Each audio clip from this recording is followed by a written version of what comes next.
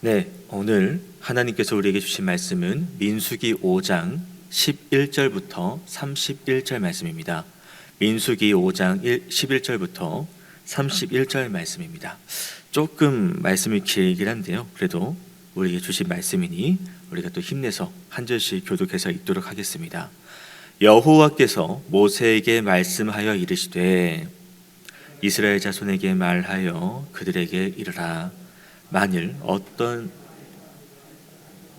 남편에게 신의를 저버렸고 한 남자가 그 여자와 동침하였으나 그의 남편의 눈에 숨겨 드러나지 아니하였고 그 여자의 더러워진 일에 증인도 없고 그가 잡히지도 아니하였어도 그 남편이 의심이 생겨 그 아내를 의심하였는데 그의 아내가 더럽혀졌거나 또는 그 남편이 의심이 생겨 그 아내를 의심하였으나 그 아내가 더럽혀지지 아니하였든지 그의 아내를 데리고 제사장에게로 가서 그를 위하여 보리가루 10분의 1 레바를 헌물로 드리되 그것에 기름도 붓지 말고 유향도 두지 말라. 이는 의심의 소재요 죄악을 기억나게 하는 기억의 소재라.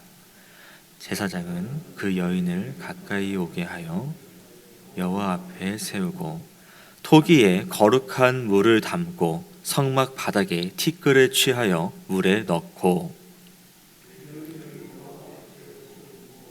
그의 머리를 풀게 하고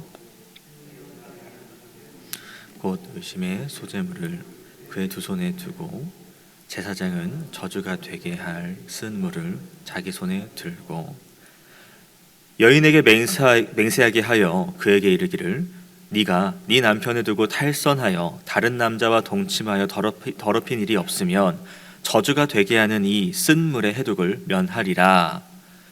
그러나 네가 네 남편을 두고 탈선하여 몸을 더럽혀서 네 남편 아닌 사람과 동침하였으면 제사장이 그 여인에게 저주의 맹세를 하게 하고 그 여인에게 말할지니라. 여호와께서 네 넓적다리가 마르고 네 배가 부어서 네가 네 백성 중에 저주거리 맹셋거리가 되게 하실지라. 이 저주가 되게 하는 이 물이 네 창자에 들어가서 내 넓적다리를 마르게 하리라 할 것이요 여인은 아멘 아멘 할지니라. 제사장이 저주의 말을 두루마리에 써서 그 글자를 그 쓴물에 빨아넣고 여인에게 그 저주가 되게 하는 쓴물을 마시게 할지니 그 저주가 되게 하는 물이 그의 속에 들어가서 쓰리라. 제사장이 먼저 그 여인의 손에서 의심의 소재물을 취하여 그 소재물을 여호와 앞에 흔들고 제단으로 가지고 가서 제사장은 그 소재물 중에서 한 움큼을 취하여 그 여자에게 기억나게 하는 소재물로 제단 위에 불사르고 그 후에 여인에게 그 물을 마시게 할지라. 그 물을 마시게 한 후에 만일 여인이 몸을 더럽혀서 그 남편에게 범죄하였으면 그 저주가 되게 하는 물이 그의 속에 들어가서 쓰게 되어 그의 배가 부으며 그의 넓적다리가 마르리니 그 여인이 그 백성 중에서 저주거리가 될 것이니라. 그러나 여인이 더럽힌 일이 없고 정결하면 고 임신하리라. 이는 의심의 법이니 아내가 그의 남편을 두고 탈선하여 더럽힌 때나 또는 그 남편이 의심이 생겨서 자기 아내를 의심할 때에 여인을 그의 앞에 두고 제사장이 이 법대로 행할 것이라. 함께 읽겠습니다. 남편은 무죄할 것이요 여인은 죄가 있으면 당하리라. 아멘. 네, 민수기 5장의 본문입니다. 우리가 읽지 않았지만 어제 묵상한 이제 초반부를 보면은 이제 이스라엘 백성들의 진영 전체에 관련된 거룩함을 지키기 위한 규정들에 대해서 언급을 했었습니다. 그리고 오늘 본문은 이제 어제는 이제 이스라엘 전체 진영에 관한 말씀이었다면 오늘은 좀 가정에 관한 가정들에 대한 거룩함에 대한 규정들을 말씀해 주고 있다라는 것이죠. 그래서 부정한 관계 혹은 의심이 사는 그런 생각들에 대해서 그 가정을 온전히 지킬 수 있도록, 거룩한 가정을 세울 수 있도록 하나님은 오늘 본문을 통해서 우리에게 말씀을 주고 계십니다. 이러한 규칙들, 그 진영들에 대한 규칙과 가정들을 위한 규칙을 주시는 것은 하나님께서 말씀하신 거룩한 백성을 만들기 위함이라는 것이죠. 그러니까 거룩함이라는 것을 우리가 생각하면서 오늘 말씀을 살펴보도록 하겠습니다. 오늘 말씀을 보면 크게 두 가지로 나눌 수 있겠습니다. 먼저는 이제 부부의 관계에서 간음이 의심될 때, 그러니까 이제 의심이 될 때에 어떻게 조치를 취해야 되는지에 대해서 이야기를 하고 있고요. 그리고 그 방법 이후에 결과가 두 가지로 나오게 될 텐데 그 결과를 우리가 또 어떻게 받아들여야 될까에 대해서도 언급을 해주고 있다는 겁니다. 먼저 첫 번째 처리 방법에 관한 말씀은 11절부터 26절까지입니다. 이제 그 부부 관계 속에서 간음이 의심되는 이제 아내에 대해서 언급이 되고 있죠. 그래서 11절에도 다른 장들과 우리가 읽어왔던 장들과 마찬가지로 이번에도 여호와께서 모세에게 말씀하십니다. 그리고 백성들에게, 그 자손들에게 말하고 그들에게 이르라라고 한 번 더 말씀하시면서 이 메시지를 강조해서 전하라고 두 번이나 언급을 해주시죠. 이렇게 여호와께서 말씀하신다는 것은 그냥 한 지도자, 한 사람이 주관해서 하는 것이 아니라 이 또한 여호와께서 주관하셔서 인도하신다는 것을 우리에게 보여주고 계신다는 것이고요. 그 여호와께서 말씀하신 내용을 보니까 12절부터 해서 14절을 보면 이제 세 부부의 경우가 나옵니다. 먼저 12절은요, 정말 이 여인이 이제 남편과의 관계가 깨져 있다는 사실입니다. 탈선해서 남편과의 그 믿음 관계가 깨졌다는 것을 드러내고 있고요. 그리고 13절은 한 남자가 여자와 이제 동침했다고 보는데요. 이제 정말로 이것은 그 간음한 관계, 이제 부정한 관계를 맺었다라고 볼 수 있는 부분이고요. 그리고 이제 그 세 번째는 14절이죠. 14절 보면 아내가 잘못한 것은 아닌데 이제 남편이 의처증이 있어서 그래서 또 하나의 의심을 하고 있는 부분에서 세 가지 경우를 우리가 생각할 수 있다는 것입니다.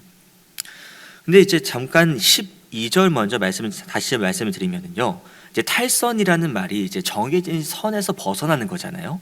그러니까 이 여기서 말하는 정해진 선이라는 것은 아내로서 남편으로서 마땅히 해야 할 의무들이 있는 겁니다. 부부간에.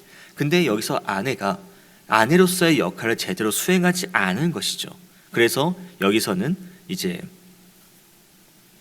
남편에게 신의를 저버렸다라고 얘기를 하고 있는 것이고요. 13절 같은 경우는 이제 완전히 동침을 한 겁니다. 간음을 저질렀습니다. 근데 증거가 없는 거예요. 지금처럼 우리가 뭐 과학 수사나 어떤 이제 그 감시 카메라로 조회할 수 있는 게 아니라 그 당시는 증인 2명으로 확정을 받거나 아니면 현장에서 발각돼서 이제 아예 심판을 받는 경우인 건데, 지금 보면은 그 불륜을 들키지 않으려고 애쓴다라고 되어 있지 않습니까? 숨겨서, 완전히 남편을 숨겨서 드러내지 않으려고 하는 노력하는 부분이 나오는데 왜 그러냐 하면 이 간음하는 것이 들통나면, 현장에서 발각되거나 증인을 통해서 이제 그 죄가 드러나면 레위기 20장 말씀이죠. 두 사람 다 죽임을 당할 수밖에 없는 법이 있기 때문입니다. 그렇기에 간음하면서 내가 살기 위해서 이 죄를 드러내지 않게 열심히 숨기고 있다는 것이죠. 이제 14절은 아까 말씀드렸던 의처증 얘기였고요. 그래서 이제 15절부터 26절까지는 이런 의심들이 있습니다. 근데 이게 확정된 것도 아니고 정확히 뭐 뚜렷하게 나와 있지 않으니, 그렇다고 해서 그냥 내가 의심 산다고 해서 다짜고짜 추궁해서 얻어낼 수도 없습니다. 그러니까 어떻게 하냐? 하나님 앞으로 나아갑니다. 지금은 여기서는 이제 제사장 앞으로 나아간다라고 되어 있지만 제사장은 또 하나님이 세운 또 하나의 지도자입니다. 그러니 제사장에게 찾아가는 것은 즉 하나님께 나아간다라는 것이죠. 이런 말씀들도 봤을 때 이 11절 말씀과 또 이 15절도 그런 겁니다. 여호와께서 말씀하셨고 여호와께서 주관하십니다. 내가 주관하는 것이 아니라는 것이죠. 그래서 하나님께서 세상을 창조하시면서 인간을 만드신 목적이 무엇이죠? 남자와 여자를 만드신 것도 생육하고 번성하라 말씀하신 것이고, 그리고 또 그 한 가정이 작은 교회라고도 얘기하면서 그 거룩한 유지를 해야 되는 것, 거룩성을 지켜야 되는 것, 그것이 부부로서의 역할이며 또 부부로서의 한 가정을 이뤄야 되는 책임감이라고 이야기하고 있는 것이에요. 근데 이 거룩함을 유지하기 위해서, 이 책임감을 유지하기 위해서 정말로 내가 흠 없이 거룩하게 나가야 되는데, 문제는 이런 의심들이 들어가다 보니까 이 교회를 세우는 것이, 이 공동체를 꾸리는 것이 제대로 되지 않는다라는 겁니다. 그래서 하나님께 나아가서 옳고 그름을, 시비를 온전히 가려야 되는, 잘했으면 칭찬받고 안 했으면 심판을 받아야 되는 그 자리로 나아가야 된다라는 것이죠. 그래서 이제 남편이 이제 그 아내를 데리고, 16절이죠, 이제 그 제사장에게 데리고 나갑니다. 그 데리고 나갈 때에 잠깐 15절 위에 15절이죠. 아내를 데리고 제사장에게 가서 뭐 합니까? 이제 가면서 이제 보리가루 10분의 1 에바를 헌물로 드립니다. 그 드리면서 이제 기름도 유향도 바르지도 붓지도 않습니다. 왜 그런가를 또 다른 말씀을 찾아보면 레위기 2장 말씀입니다. 여기를 보면 소재 예물을 드릴 때에 고운 가루로 예물을 삼고요, 그리고 기름과 유향 혹 또 소금까지도 해서 드리고 여호와께 향기로운 냄새를 올린다라는 말씀 구절이 있어요. 근데 오늘 말씀은 보면 고운 가루가 아닙니다. 보리가루죠. 거친 겁니다. 거기다 기름도 유향도 넣지 않는 것은 왜 그럴까? 지금 예물 드리는 이 자세가 내가 소재를 드리러 온 것이 기쁨의 소재가 아니라는 것이죠. 이 의심의 문제를 해결해야 되는 것이고, 그 증거를 찾기 위한, 그 거짓을 온전히 가리기 위한 그 제사를, 그 소재를 드리기 위해서 나온 것이기 때문에 하나님을 기쁘시게 한다는 소재라고 하기에는 좀 방향성이 다르다라는 것입니다. 그래서 하나님께 향기로운 냄새를 드릴 수 없기 때문에 거친 그 보리 가루 그리고 기름도 유향도 다 빼버렸다라는 것이죠. 자, 그 이제 헌물을 가지고 제사장 앞에 나아갔고, 그리고 그 제사장은 여호와 앞에 그 여인을 세웁니다. 11절부터 여호와께서 이르시되 라고 말하면서 여호와의 뜻대로 말씀이 시작이 되었고요. 그리고 남편이 아내를 의심하는데 그 남편이 그냥 아내 보고 바로 추궁하는 것이 아니라 그 판결하는 것을 여호와 앞에 나왔다라는 것은요, 하나님께서 이 백성들, 말씀들을 통해서 백성들에게 모두 다 이야기를 하고 계신다는 겁니다. 인간이기 때문에 보지 못하는 부분이 있고, 인간이기 때문에 제대로 파악하지 못하는 것이 있지만, 여호와께서는 이 모든 것을 보고 알고 계시기 때문에 옳고 그름을 올바르게 판단해 주신다라는 것입니다. 그리고 또한 이런 지금 발생하는 의심의 문제가 단순히 그냥 일반적인 문제가 아니라 영적인 문제로 접근을 하신다라는 겁니다. 성적인 부정을 저질렀을 때도, 의심했을 때도 그렇게 그것에 대해서 내가 좋지 않은 생각이 들어가는 것도 안에 있는 영적인 문제가 생겨서 의심을 하게 만든다라는 것이죠.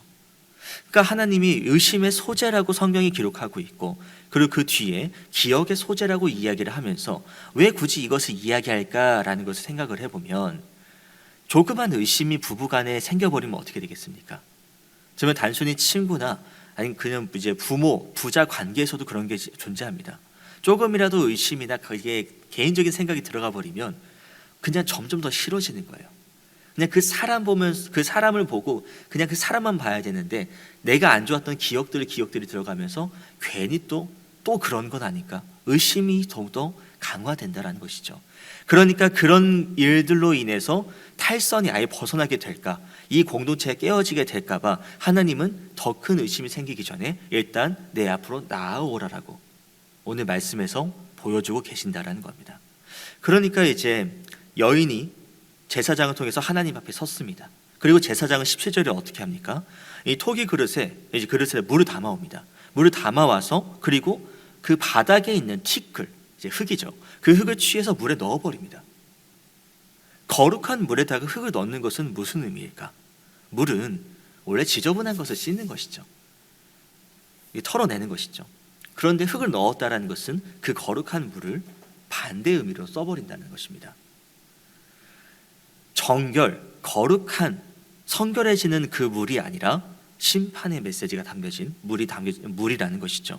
그러니까 여기서도 볼 수 있는 것은 하나님은 우리를 정결케 하시기도 하고, 우리를 심판하시는 분이라는 것을 다시 한번 깨닫게 한다라는 겁니다.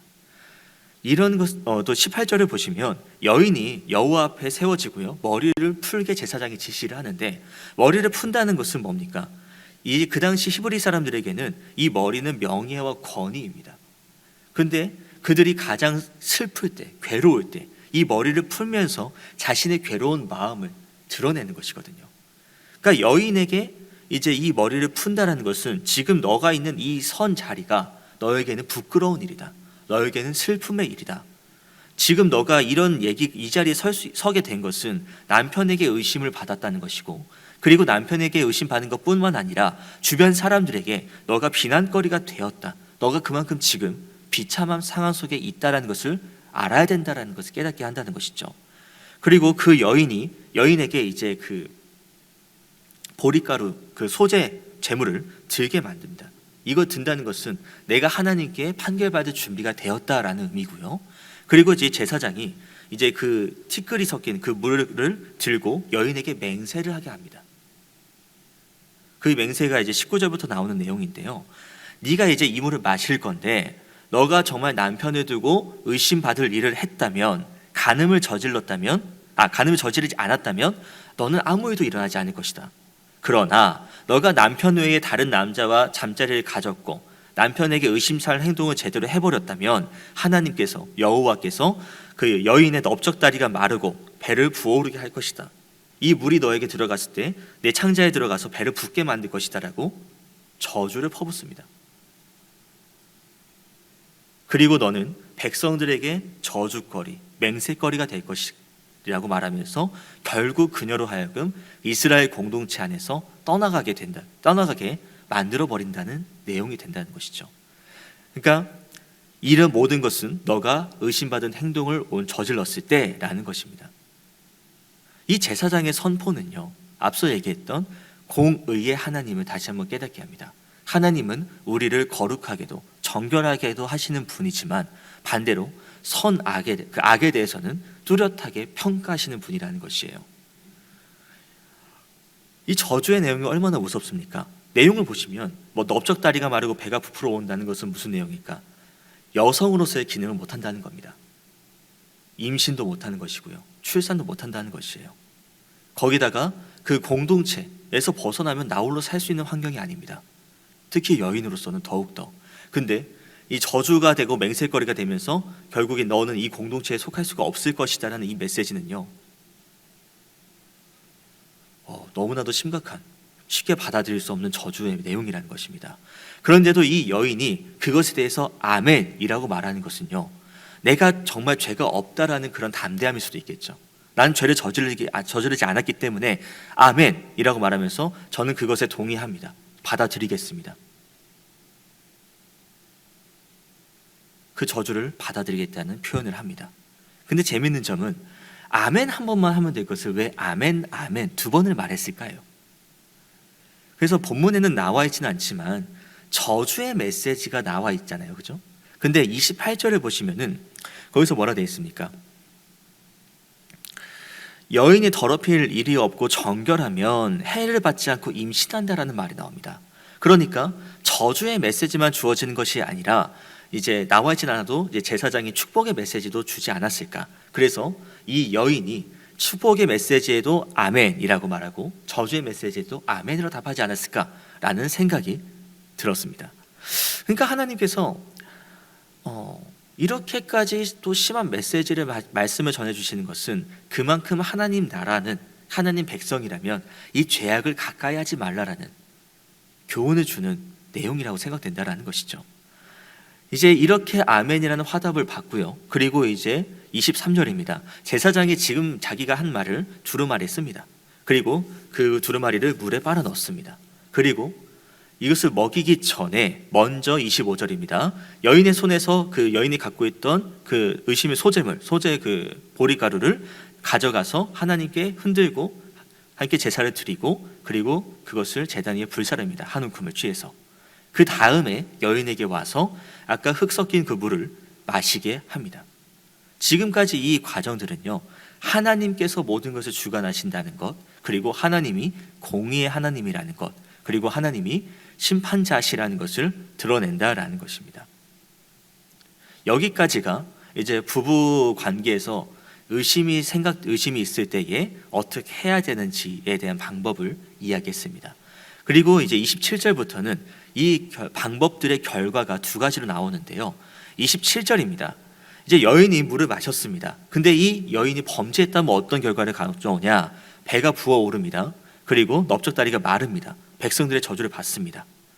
그러나 그렇지 않았다면, 범죄하지 않았다면 28절 아까 읽었죠? 임신을 하게 된다는 것인데, 이게 왜 축복일까라고 생각해 보면 시편 127편 3절 말씀에 자녀들은 여호와께서 주신 상급이라는 말씀이 있습니다. 그러니까 아이를 가진 것이 주님께서 주신 축복이라는 것이죠. 그리고 29절에서 왜 이렇게 이 말씀, 의심에 대한 이야기를, 이것을 법을 왜 다뤘을까 얘기를 하는데, 하나님께서 이 법을 주신 것은 이 의심으로 인하여서 그 공동체가 깨질까봐, 그 가정이 무너질까봐, 혹은 다른 문란한 여인으로 인해서 또 다른 가정이, 그 공동체의 질서가 무너질까봐 하나님은 그 질서를 온전히 세우도록, 이스라엘 공동체의 거룩성이 무너지지 않도록 이런 법을 정해 주셨다라는 것입니다. 말씀을 정리합니다. 오늘 우리에게 말씀하시는 것은 크게 두 가지입니다. 부부간의 거룩함을 지켜야 되는 것이고, 그리고 사랑함과 이해함과 용서함이 필요하다라는 것입니다.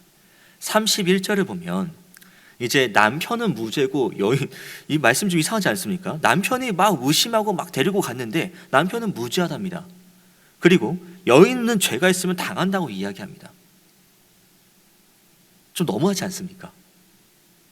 근데 가만 다시 말씀을 보면 남편은 이제 14절 말씀에 가정의 평화를 지키기 위해서 진실을 온전히 알아야 되니까 그러고 간 거기 때문에 이것을 죄라고 하기는, 거룩함을 지키기 위한 것이니까 죄라고 하기에는 조금 다른 부분입니다. 그러나 이 순결한 아내를 의심했다라고 되게 죄가 없는 부분이라면 아내를 의심한 거잖아요. 죄 없는 아내를. 그럼 이 아내 입장에는 어떻겠습니까? 상처가 되는 거죠. 난 잘못한 게 없는데 왜 나를 의심하고 왜 나를 몰아세우냐가 된 것이죠. 그래서 이제 신명기 22장에는 이런 말씀도 있습니다. 그런 순결한 아내를 의심했다면 남편은 그 정신적인 보상으로 장인 어른에게 은 100세겔을 줘야 됩니다. 그리고 그 의심한 아내를 평생 데리고 살아야 되는 것이에요. 의심한 것 자체가 이런 물리적으로 어떻게 보상이 되겠습니까? 마음의 상처가 생긴 것은. 그렇기에 앞서 말씀드렸던 이제 사랑, 이해하고 용서하고, 부부간에 갈등이 없다고는, 저희 부모님 봐서도 없다고는 못하겠습니다. 하지만 갈등이 생겼다고 해서 아예 갈라지는 것은 말이 안 된다는 것이죠. 그 갈라짐을 다시 회복할 수 있도록 서로 사랑하고 인내하고 배려하고 용서하면서 거기에 우리가 힘써서 나가야 된다는 것을 말하고 있고요. 그리고 두 번째는 이 모든 심판을 주관하시는 분은 바로 하나님이라는 것입니다. 무슨 그 거룩한 물에 특별한 능력이 있는 게 아닙니다. 그 흙을 섞었다고 해서 이 물이 저주의 물이 되는 것은 아닙니다. 그것을 주관하시는 분이 하나님께서 하신다라는 것이죠. 그러니까 이 모든 과정들, 이 법을 세우신 것도 하나님이시고 심판하시는 것도, 거룩히 하시는 것도, 정결케 하시는 것도 하나님이시니 우리가 부정한 모습도, 우리가 정한 모습도 이미 하나님은 다 알고 계신다라는 겁니다.